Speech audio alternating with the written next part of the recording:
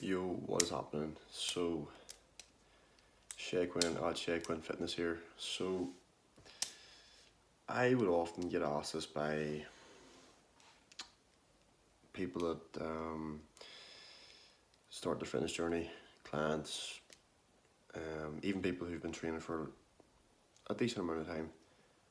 And this is a question of how do you maintain motivation and drive to continue to train, to continue to exercise week after week, month after month, year after year, and in some cases decade after decade.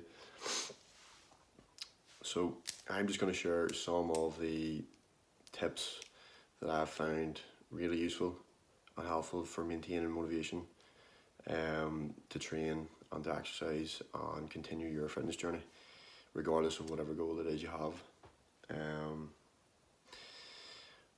I think one of the most useful tips I can give anyone for maintaining your motivation is take progress pictures and consistently take progress pictures.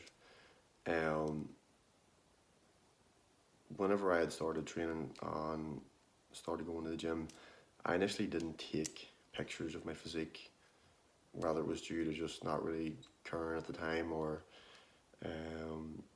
even just being self-conscious of just being too skinny, which was something I was self-conscious about. I didn't take pictures of what I looked like from day one, but if I could go back in time, I would have done that, because looking back and reflecting and seeing how far you've came is something that the value of can't be overstated. And it doesn't just have to be in regards to, like, say, if you're a skinny guy looking to build muscle, looking to bulk up.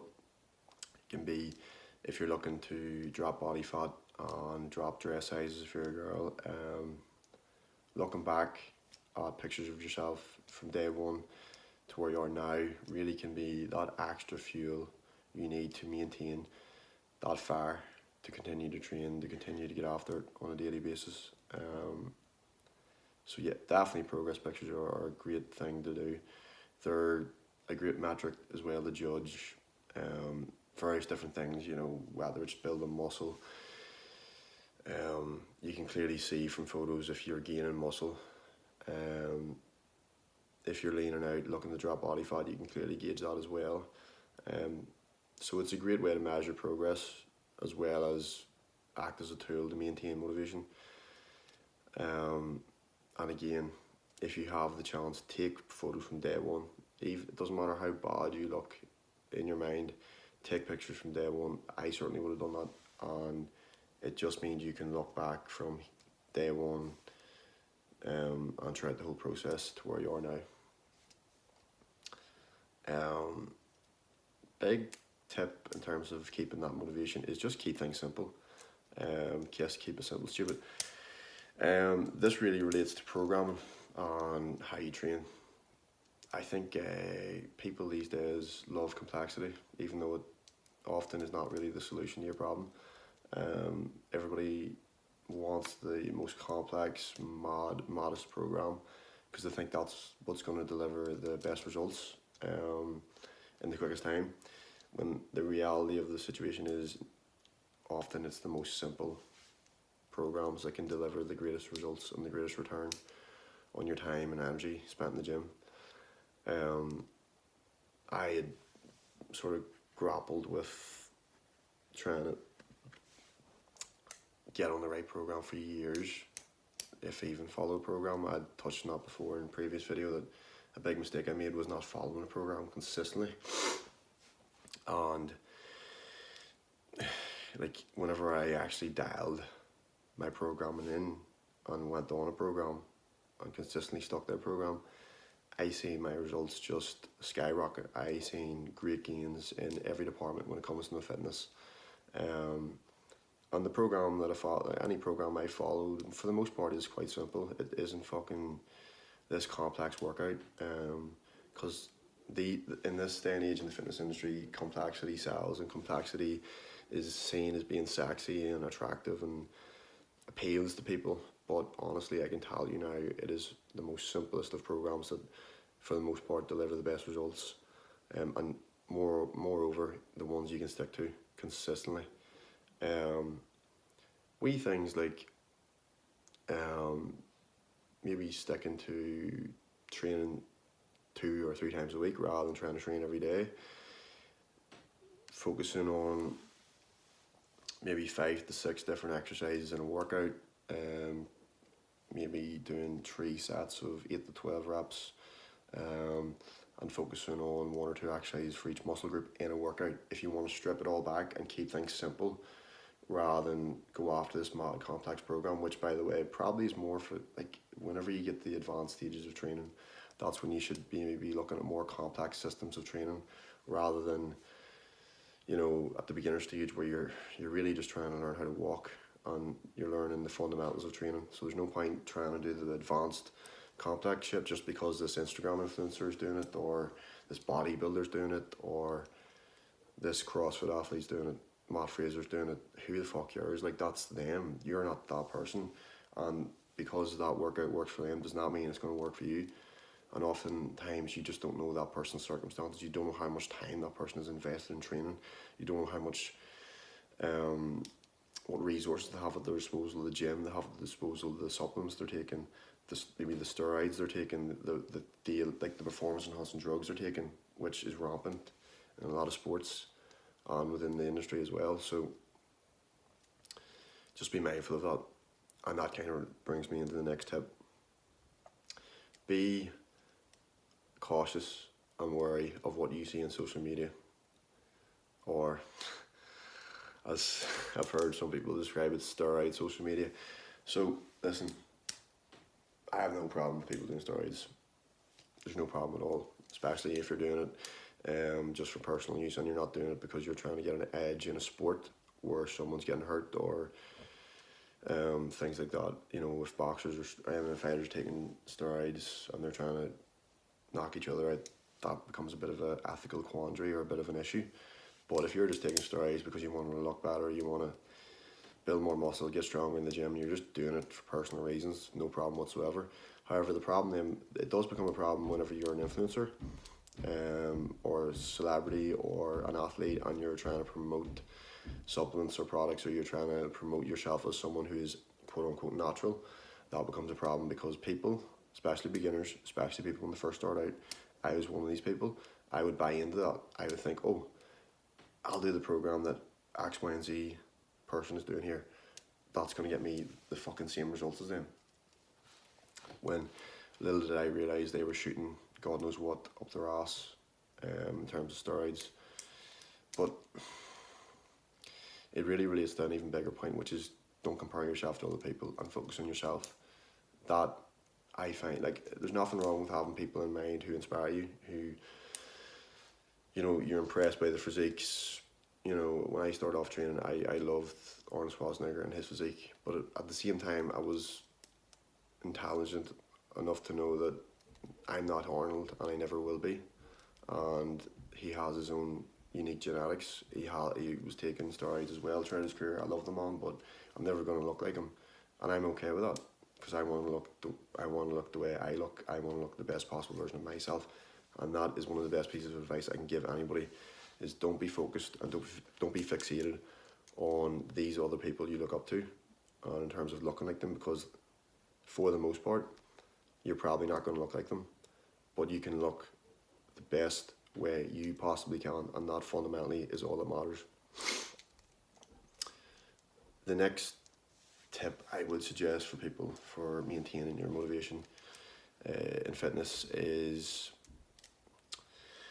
really just remembering why you started. Why did you start training? And everybody has a different why. Everybody has various reasons for starting to train, various reasons for getting fit. Maybe some are more serious than others. Maybe you had a health problem that you wanted to get under control by going and beginning to train and getting on top of your health. Maybe it was for more sort of aesthetic, vanity reasons. That was particularly my reason why I started. I wanted to look good for other people, particularly girls. But the more I trained, the more my mindset shifted, the more my perspective shifted. Where I'm at the point now where I don't give a fuck what anybody thinks about me in terms of my appearance. I am what I am. I care about performance. I care about longevity. I care about health. I care about the way I look and feel, and only how I look and feel, not what others think about me. Because you're going to get into a vicious cycle of trying to compare yourself to other people, looking good for other people, and that really is a short-term fix for motivation, because for the most part, those people you're trying to impress don't care. You're not a special snowflake to them anyway. And in terms of that really long-term lasting motivation, it's really about you and doing it for you and you only. Fuck what anyone else thinks. The intrinsic joy I get from training, from being fit, from being strong, from being active, from being able to move well, from being able to be pain-free in life. You know, the only real pain I experience in life is just being sore from working out. Being free of disease and illness, like those are important things to me, and those, whenever time went by, those became my real reasons why I train every day nearly. So I can be 70, 80, 90 and still have my mind sharp. My body may be a wee bit slower, but my older self will appreciate the work I done when I was younger, so that now I can be more mobile when I'm older, injury free. If when I have kids, grandkids, be able to pick them up, be able to run after them, be able to play with them, and not be in any real pain, not be suffering from any sort of illness or disease. That's my real reason why. That's the real reason. It's really the most important reason. People mightn't realise it initially, but the more you train, the more that you venture into your fitness journey, you'll quickly realise that really is the most important reason why you should continue to train and continue your fitness journey.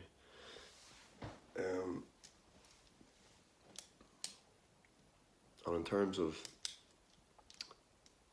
and just to finish off, in terms of maintaining fitness, motivation,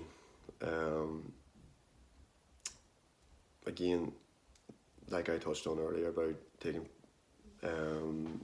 pictures of yourself, progress pictures, just consistently track progress is a big thing.